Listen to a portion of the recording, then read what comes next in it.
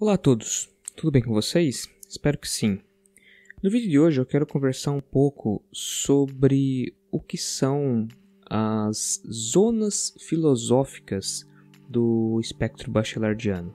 Em outras palavras, eu quero falar um pouco para vocês como é trabalhada a epistemologia histórica de Gaston Bachelard. Então depois da vinheta eu volto.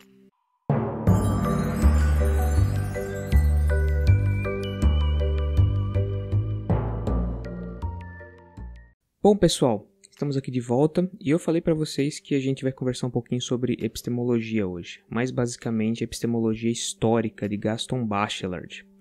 E por que sobre a epistemologia histórica de Gaston Bachelard? Porque é o que eu venho trabalhando no meu doutorado, mas é muito interessante. É bastante importante que todos nós acabamos conhecendo um pouco mais sobre como a ciência é pensada. E, obviamente, como eu falei, essa é a epistemologia histórica, né? É uma vertente da epistemologia. Por quê? Porque existem outras vertentes. São 4, na realidade. A primeira vertente, a gente pode dizer, é chamada de vertente da epistemologia genética, a qual é pensada por Piaget. A segunda é a epistemologia crítica, que nós temos a Habermas e também temos Popper, né? Eles trabalharam com essa vertente. Existe também a chamada epistemologia arqueológica, a qual é trabalhada por Foucault. E, por fim, a epistemologia histórica, trabalhada por Gaston Bachelard. E é bastante interessante a forma como Gaston Bachelard trabalha, como ele pensa, como ele cria uma cronologia para se falar de ciência. É dentro de aspectos de zonas filosóficas históricas. Então a gente começa a falar sobre o quê? Começamos a falar sobre momentos históricos filosóficos a qual se tem o desenvolvimento do pensamento científico. Mas antes da gente começar a falar então sobre a epistemologia histórica do Gaston Bachelard, é interessante a gente falar um pouquinho sobre o que é epistemologia. Epistemologia, se a gente for separar a palavra, né, então nós temos 2 termos ali dentro, né? Logos, que é estudo, e episteme, que é ciência. Então nós podemos dizer que a epistemologia é a ciência que estuda a ciência, ou seja, a ciência da ciência, o estudo da ciência, propriamente dito. Então é toda aquela forma de pensar que começa a mostrar o caminho da ciência, começa a mostrar como a ciência elabora os fatos pela qual ela é definida. Então nós temos uma ciência que estuda a ciência. No caso, então, a epistemologia é uma área da filosofia. E, obviamente, se nós estamos falando de divulgação científica, que isso é muito importante hoje em dia, né, principalmente com todo esse contexto que estamos vivendo, também é importante entendermos como a ciência ela é pensada, como a ciência, vamos dizer, ela é fabricada. E isso é bastante importante pelo fato de que não tem como a gente falar de ciência, não tem como nós trabalharmos ciência sem sabermos de onde vem a ciência. Então, essa que é a grande importância da epistemologia. Gaston Bachelard, então, nós podemos defini-lo como um filósofo, um pensador. Mas, mais especificamente, ele era um escritor, uma pessoa que trabalhava escrevendo livros. Hoje nós somos acostumados, quando nós vamos falar de ciência, nós somos acostumados a ver pessoas que produzem grande quantidade de artigos, né? Quando Gaston Bachelard trabalhava, não acontecia isso, né? Gaston Bachelard, ele é do final do século XIX e viveu até a metade do século XX, né? Mais especificamente, morreu na década de 60. Só que ele foi ativo até a década de 60. Então, vocês imaginam que ele teve uma grande produção literária, né? O livro dele que eu acho mais interessante, são 2 livros na realidade. Nós temos A Formação do Espírito Científico e A Filosofia do Não. Eu trabalho muito com a filosofia do não, porque é lá onde a gente começa a trabalhar essa parte histórica da ciência, né? Onde nós começamos a trabalhar essa epistemologia histórica, né? Mais precisamente. Mas A Formação do Espírito Científico é um livro bastante interessante, porque ele trabalha com o quê? Ele trabalha explicando os chamados obstáculos epistemológicos. E o que são obstáculos epistemológicos? São todos aqueles pensamentos, aquelas formas de se trabalhar ciência que na realidade mais atrapalham do que auxiliam.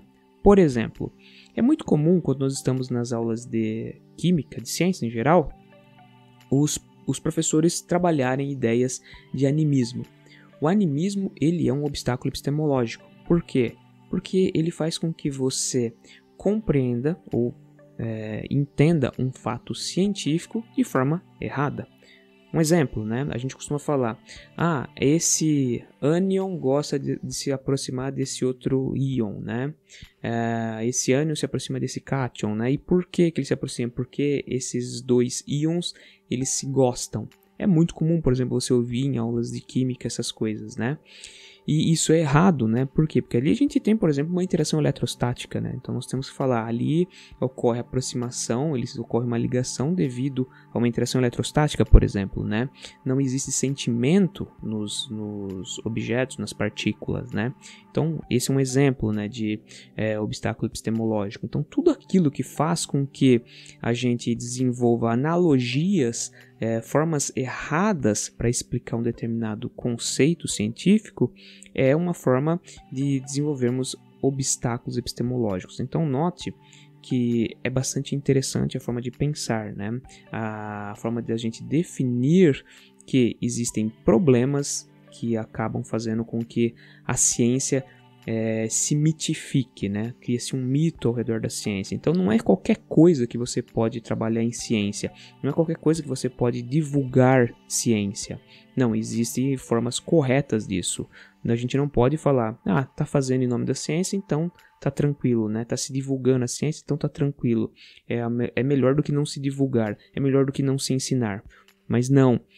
A gente tem hoje muitos problemas no mundo relacionados com uma divulgação errada da ciência, né? Então, por isso que hoje existem terraplanistas, por exemplo, existem pessoas que são anti-vacina. Por quê? Por causa de erros na forma de se ensinar ciência. Então, esses são obstáculos epistemológicos, os quais foram bastante discutidos pelo Bachelard no livro A Formação do Espírito Científico. Além desses livros de epistemologia, Bachelard também ele escreveu muitas poesias, né? Então ele trabalhava com ciência e escrevia formas poéticas também de se trabalhar com a ciência, né? Então tem bastante livros dele. E ele se divide então em dois períodos, né? O Bachelard diurno e o Bachelard noturno. O Bachelard diurno seria todos os livros de ciência, todos os livros que trabalham epistemologia propriamente dito, enquanto que o Bachelard noturno seriam as poesias. E um desses livros que eu gosto muito da área de diurna, né, e que é o meu livro de cabeceira, é A Filosofia do Não. E vale ressaltar, Bachelard nem sempre ele é tão fácil de ser lido, por quê? Porque realmente a parte diurna e a parte noturna acaba se confundindo. Então, quando uma pessoa pega para ler Bachelard, ele acaba percebendo que existe um pouco de poética na forma com que ele se expressa nos seus livros, né? E, obviamente, a filosofia do não é assim também. O próprio nome já é bastante poético, né? A filosofia do não. Eu até hoje me questiono se ele quer dizer esse não de forma léxica ou se é um não de forma metafórica, né? Se existe algo a mais por trás dessa negação.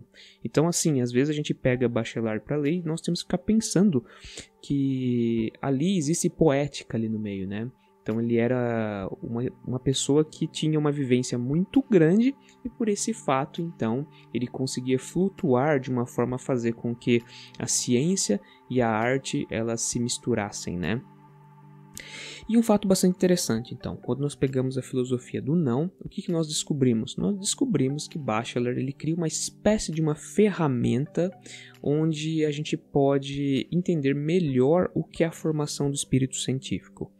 A formação do espírito científico é toda a obra do Bachelard, apesar do seu livro mais famoso ser a formação do espírito científico. Mas toda a sua obra de epistemologia é um estudo da formação do espírito científico.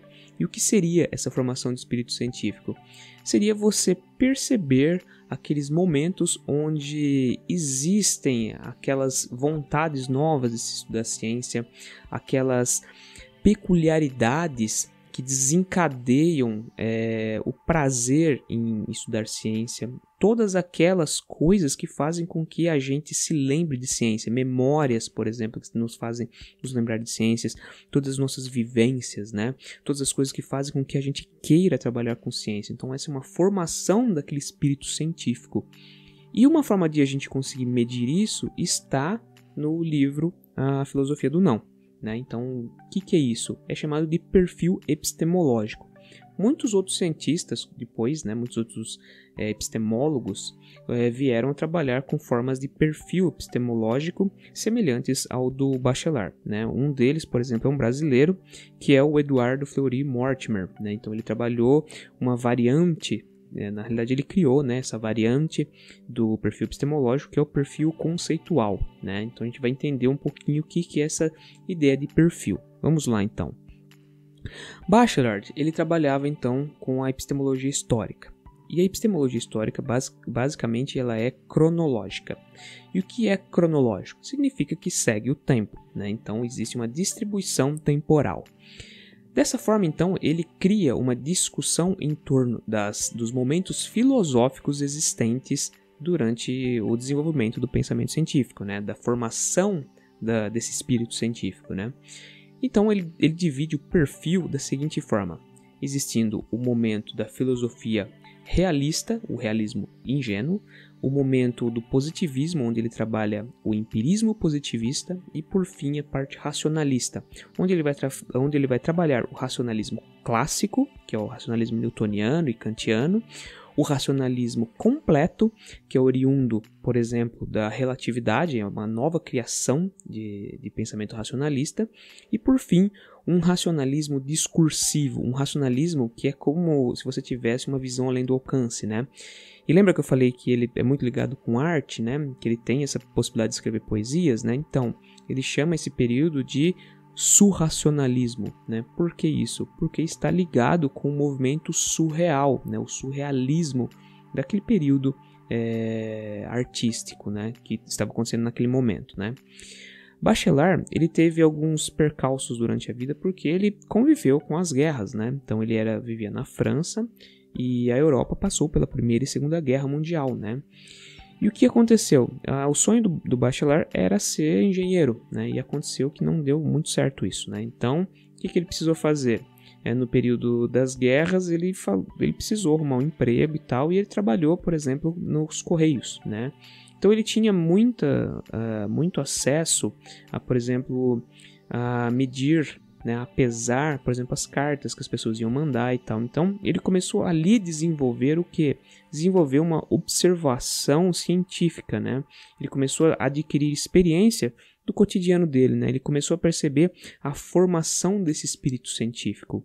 Então o que ele começa a perceber? Que isso vai muito além da simples vontade de ser engenheiro, né? Mas ele queria estudar isso, né? Então o que ele faz? Ele começa a trabalhar com a vertente mais filosófica da ciência. Então ele se torna realmente um epistemólogo, né? Um epistemologista. E dessa forma, então, dentro da formação do espírito científico, ele começa a trabalhar esses momentos históricos, né? Então, o que é o momento realista? O momento realista é o momento onde o filósofo, onde o pensador, ele trabalha com uma certa ingenuidade, né? E que ingenuidade é essa? É uma observação superficial do mundo, né? Então, trabalha-se, por exemplo, com crenças, trabalha, por exemplo, com um senso comum. Então, a pessoa olha para um determinado fato e aquele fato ali acaba se tornando toda a realidade que ali existe. Um exemplo bastante simples. Vamos dizer que a pessoa ela observa uma montanha e ela se questiona: essa montanha está aí por quê? E a resposta do realista é: essa montanha está aí porque ela está lá. Né? Então ela está ali por simples fato de estar lá. Ela existe pelo simples fato da existência. Ou então, por exemplo, uma árvore cresceu num determinado local. Por que será que cresceu lá? Será que é porque veio o vento e trouxe uma semente, ou um passarinho que levou a semente para lá? Para o realista ingênuo, ele vai falar: não, é porque essa planta quis crescer ali. Então a planta tem a vontade, né? A montanha teve a vontade de crescer lá, né? O vento sopra e a gente sente ele porque essa é a própria natureza do vento, né? Então não existe uma observação, uma análise mais profunda, né? Não existem as características mais abstratas a serem estudadas. Então o realista ingênuo ele pensa dessa forma. Ele não aceita, por exemplo, características de um mundo invisível. O positivista, na realidade, ele é um tanto quanto mais contemporâneo. Ele surge da ideia de Auguste Comte, né? Um outro francês que trabalhou uma filosofia um pouco diferente, né? Essa filosofia que ele trabalha, ela vai atrás de que fato? Vai atrás de verdades absolutas. E as verdades absolutas, elas são oriundas do quê? De métodos científicos que levam a essas verdades absolutas. Então, não há como você negar o método. Sendo que, se a gente então tem um determinado observável e a gente consegue explicar ele por um determinado método, esse método é uma forma de você chegar na verdade absoluta. Se existir um outro método que leva também à verdade absoluta, mas ele não é tão otimizado quanto esse método que nós temos a princípio, então esse método ele é descartado. Por quê? Porque a verdade absoluta tem que ser absoluta até mesmo na forma de você chegar a ela. Eu costumo dar o exemplo de um labirinto. No labirinto ele existe uma única resposta, um único caminho que é o mais otimizado possível, né? Então a gente só vai ter um único caminho para chegar na saída do labirinto. Só que você pode fazer curvas e voltar atrás, você pode se perder no meio do caminho, né? E encontrar assim mesmo a saída do labirinto. Mas, para o positivista, isso não é válido, né? Então, se você errou, você cometeu algo que é punitivo, você perdeu tempo, você cometeu algo punitivo, você não está atrás da verdade absoluta. E isso acaba fazendo o quê? Acaba criando uma forma de engessar a ciência. Por quê? Porque você não olha todas as facetas do seu observável. E aí que nós entramos então no racionalismo. Vou tentar resumir o racionalismo de uma forma bem simples. Imagine então a seguinte ideia. Você tem um cavalo e esse cavalo ele é todo malhado. E ele está de perfil para você. Quando você olha para esse cavalo, você vai enxergar todas as manchas dele, mas não está enxergando o outro lado dele. Para o positivista, aquela ali é a verdade absoluta em torno do seu cavalo. E para o realista também. O realista vai olhar para o cavalo e vai falar, ali eu vejo toda a realidade dele. O positivista ele vai olhar e o que ele vai falar? Eu vejo toda a verdade dele, por quê? Porque eu não consigo pensar na outra parte do cavalo, né? O racionalista ele pensa da seguinte forma, eu estou vendo uma faceta do cavalo. O outro lado do cavalo eu posso projetar, eu posso pensar da seguinte forma, o cavalo pode ser todo branco, ou ele pode ser malhado da mesma forma, ser um espelho, ou ele pode ser, ele pode ter as manchas todas aleatórias, ou ele pode ter menos manchas, ou ele pode ter mais manchas, ou ele pode ser inteiramente preto do outro lado, ou ele pode ser marrom. Então, o racionalista ele faz o que? Ele projeta possibilidades. Fato esse que nem o realista e nem o positivista fazem, porque um olha o observável e se toma pelo senso comum, o outro olha o observável e tenta extrair toda a verdade absoluta, e agora o racionalista ele olha e ele projeta. Um exemplo bastante comum na química, né, de um pensamento racionalista. Um pensamento racionalista do Dmitri Mendeleev, o qual ele elaborou a tabela periódica. Quando ele elaborou a tabela periódica, não existia todos os elementos, não tinha sido encontrado todos os elementos, não tinha sido descoberto todos os elementos. Mas baseado no número de prótons, o que ele faz? Ele começa a colocar eles em linha, né? Começa a perceber que existem períodos, né? E que eles podiam ser organizados baseado no número atômico, né? Ou seja, na quantidade de prótons que ele tem no seu núcleo. E ele então percebe que existiam algumas lacunas, né? E essas lacunas indicavam o quê? Que ali havia a necessidade da existência de um outro elemento químico. E foi dito e feito. Com o passar do tempo, foi descoberto que existiam certos elementos químicos que entravam ali naquelas lacunas que o Dmitri Mendeleev havia pensado, né? Então, ele projetou isso. Isso é um pensamento racionalista. Para um positivista, ele ia ver essas lacunas e ele ia falar, a verdade absoluta está aqui. Essas lacunas elas são falhas, não existem nada ali, né? Então existem somente os elementos que a gente conhece na natureza, né? Para o realista, talvez ele nem acreditasse nos elementos químicos como átomos, né? Os átomos, os elementos químicos. Ele nem acreditasse, por exemplo, que existem prótons. Ele somente ia dizer, está orientado dessa forma porque essa é a natureza desses elementos químicos. Né? Então nós conseguimos perceber o quê? Nós podemos observar que O racionalista, ele pensa o mundo de uma forma a tentar enxergar todas as facetas possíveis. E aí que surge então o quê?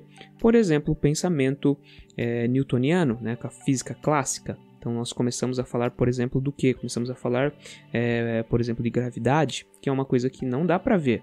Para o realista, a coisa cai no chão, né, o objeto cai no chão, pelo simples fato que ele é pesado. Então ele tem uma massa e ele vai vir para o chão. Não está completamente errado, né, se a gente parar para pensar, né, porque vai vir para o chão porque existe a gravidade puxando, mas só que ele não aceita a existência da gravidade. Para o positivista, ele vai olhar para o fato de um objeto vir para o chão e ele encarar da seguinte forma: esse objeto vem para o chão porque essa é uma verdade absoluta em torno dele, né? Então, por exemplo, se nós temos uma maçã e uma folha de papel e os dois levam tempos diferentes para chegar no chão, são verdades absolutas em torno deles. Mas não existe, por exemplo, a necessidade da gravidade levar para o chão. São verdades absolutas em torno dele. E se existir, então, a gravidade para o positivista, ela tem que ser válida sempre. E aí que entra uma coisa bastante interessante. Quando nós vamos falar de relatividade, que é o momento onde nós temos o racionalismo completo, nós percebemos que a gravidade ela não funciona para algumas partículas. E olha que interessante. Imagina então que nós temos um átomo. E esse átomo ele tem um núcleo positivo, cheio de prótons, e ao seu redor ele tem então o quê? Elétrons, cargas negativas girando ao redor desse núcleo protônico, né? E o que acontece? Se nós temos cargas negativas e cargas positivas, a tendência é que as cargas negativas, se elas estão girando, elas começam a fazer uma aspiral em direção ao núcleo. Só que quando elas se chocam com o núcleo, ocorre a implosão do núcleo. E isso faria com que o átomo deixasse de existir. E então, nesse caso, a relatividade ela começa a vir trazendo uma nova forma de encarar a ciência. Para o positivista, quando ele encara as ideias newtonianas e diz que aquela ali é a verdade absoluta, quando nós trazemos uma nova ideia falando que nós não conseguimos explicar um determinado fato pela gravidade, a existência da gravidade, né? Nós não conseguimos mostrar que a gravidade se aplica ali, né? E se ela se aplicar, ela vai fazer com que o modelo caia por terra, né? O positivista, ele olha para isso e fala, isso não é uma verdade absoluta, né? Então isso é um erro, né? Vocês estão fugindo do método, vocês estão fugindo do modelo que foi considerado o correto, né? Então acontece isso. Mas nós sabemos que no universo quântico, no universo das partículas, a física clássica não funciona. Ou melhor, funciona, mas ela funciona de forma diferente, né? A gravidade, ela existe, obviamente, mas nós temos energias que mantêm, por exemplo, os nossos elétrons em níveis específicos, né? Ao redor do nosso átomo. E por isso que, então, os elétrons não se chocam com o núcleo. Basicamente, é essa ideia que nós temos, por exemplo, e que fazem surgir a física quântica, a química quântica. No surrealismo, né, no surracionalismo, o que acontece? É quando o filósofo ele consegue ver isso, né? Então ele consegue projetar isso. Então notem que quando nós falamos de racionalismo, racionalismo é uma coisa só, mas que existem todas essas formas de pensar dentro dele, né? Então como que a gente consegue pensar que existem manchas diferentes num cavalo, né? Quando nós estamos olhando pelo um perfil, através da nossa capacidade de projetar uma aproximação, né? Hoje, por exemplo, na química teórica, na física teórica, nós trabalhamos muito com aproximações, né? Os cálculos são aproximados, nós não temos verdades absolutas, né? Nós temos aproximações. Então, é dessa forma com que se fortalece o racionalismo. Então, observe como é interessante isso, né? O pensamento bachelardiano, né? A forma com que a gente tem, então, essa epistemologia histórica. Essa epistemologia histórica, ela faz com que nós conseguimos, então, montar um perfil. Vamos dizer que nós temos um determinado observável científico. Vamos dizer que é a massa, né? A qual o próprio Bachelard trabalhou em seu livro, A Filosofia do Não. A massa, quando nós começamos a descrevê-la, qual que é a primeira coisa que pensamos? A massa está ligada com peso. E o peso é uma coisa que eu posso pegar na mão e sentir. Esse objeto é mais pesado que o outro. Essa é uma observação realista, é uma observação realista ingênua, né? Então, quando nós fazemos essa comparação, nós estamos observando o quê? Algo superficial da natureza. Por outro lado, quando nós pensamos, eu posso pegar essas duas massas e levar para um equipamento onde eu posso medi-las, eu estou trabalhando com uma característica mais empírica. Então, são observações de método. Então, são observações as quais eu posso aplicar dentro de uma observação positivista. Ali daquele método, daquela pesagem, eu vou ter uma verdade absoluta. E por fim, então, nós temos também a ideia racionalista, onde nós podemos dizer o seguinte: nós temos aqui uma determinada massa e essa massa ela tem uma força gravitacional aplicando nela, a qual acelera ela em direção ao núcleo da Terra de forma constante, né? Então a gente começa a trabalhar com a aceitação que existem coisas que a gente não enxerga, né? Coisas que a gente não pode, que não são tangíveis, né? Não são palpáveis.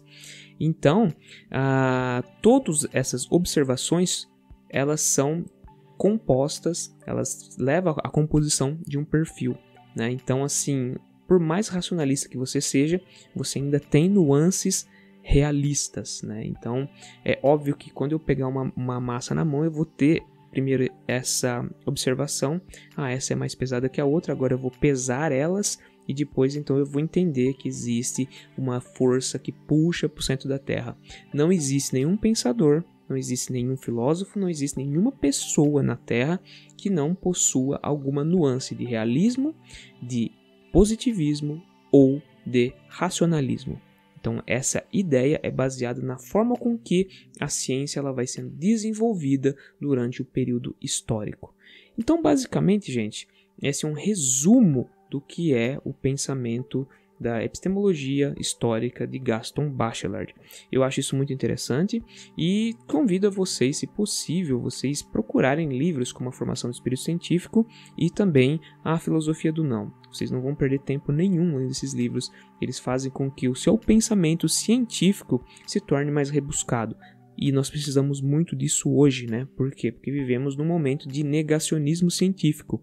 Né? Como eu disse anteriormente, existem pessoas que acreditam ainda que a Terra é plana, existem pessoas que negam as vacinas, né? E todos esses problemas então de divulgação científica e de trabalhar com ciência, eles vão se acumulando e dessa forma então nós temos problemas e principalmente os cientistas acabam ficando desacreditados. Então, pessoal, antes de finalizar o vídeo, eu peço que vocês façam os 3 Cs aqui do YouTube, né? Então, curtam, comente e, se possível, compartilhem esse vídeo. E se você não for inscrito no canal, se inscreva. Nós temos bastante vídeos sobre ciência, nós falamos um pouco sobre vida acadêmica também, né? Falamos bastante sobre química, mas é importante você se inscrever para que o canal vá ganhando notoriedade. Então, eu agradeço você, agradeço sua companhia e até o próximo vídeo.